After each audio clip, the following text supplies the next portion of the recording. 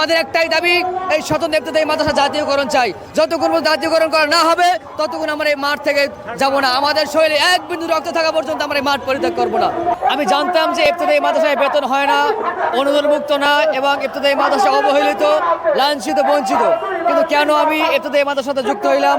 আমি মোহাম্মদ শিহাবুদ্দিন 2017 সাল থেকে ইবতেদায়ী মাদ্রাসার সাথে আছি। আমার আসার কারণ হলো আমার দেশের মানুষকে, মুসলমানদেরকে ধর্মীয় শিক্ষা দেওয়ার জন্য। এই সন্তানদেরকে যদি ছোটবেলা থেকে ধর্মীয় শিক্ষা না দেওয়া হয়, ভবিষ্যতে তারা ধর্ম সম্পর্কে জানতে পারবে না, দিন দিন অমানুষ হয়ে যাবে। আমাদের বর্তমান সমাজের যে অবস্থা, আমাদের সন্তানকে দিনই শিক্ষা না দেওয়ার কারণে এরা দিন দিন অন্যায়ের সাথে জড়িয়ে যাচ্ছে, অপকর্মের সাথে জড়িয়ে যাচ্ছে, নেশার সাথে জড়িয়ে যাচ্ছে, মাদকের সাথে জড়িয়ে যাচ্ছে, বিভিন্ন অপকর্ম তারা করে কিশোর গ্যাংয়ের সাথে জড়িয়ে যাচ্ছে। এই সন্তানগুলোকে যদি আমরা ছোটবেলা থেকে দিনের শিক্ষা দিতে পারি তাহলে এদেরকে ভালো মানুষ তৈরি করতে পারবো। এবং আরও কারণ হলো, দেখেন আপনারা এখন সারা বাংলাদেশের শিক্ষা ব্যবস্থার দিকে তাকান। ঢাকা বিশ্ববিদ্যালয় এই ডাকসু নির্বাচনে এবং জাকসু নির্বাচনে যারা বিজয় লাভ করেছে, দেখেন এরা মাদ্রাসার ছাত্র এবং এরা সৎ এবং যোগ্য, যার কারণে ছাত্রদের এদেরকে বিপুলভাবে ভোট দিয়ে জয় করেছে। এর কারণ হলো তারা মাদ্রাসার ছাত্র, তাদের ভিতরে নৈতিকতা আছে, নীতি আছে, আদর্শ আছে। এই আদর্শের কারণে এদেরকে মানুষ ভোট দিয়েছে, ছাত্ররা নির্বাচিত।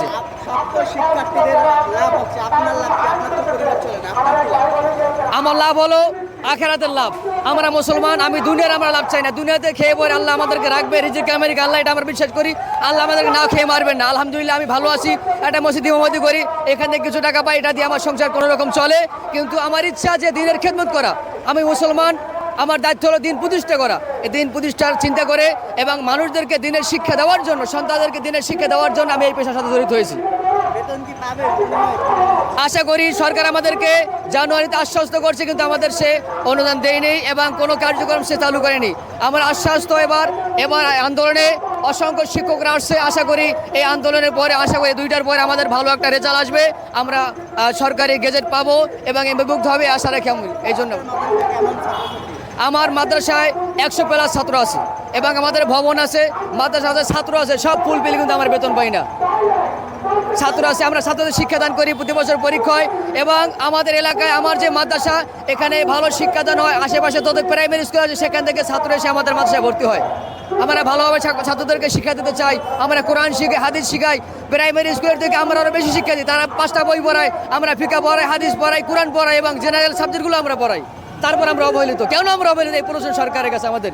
কেন শিক্ষকরা আজকে মাঠে, এই শিক্ষকরা আজকে পাঠদান দেবে, তারা থেকে মাদ্রাসায় কেন তারা আজকে মাঠে নেমে আসছে? কেন শিক্ষকদেরকে মাঠে নামিয়ে আনছে এই সরকার?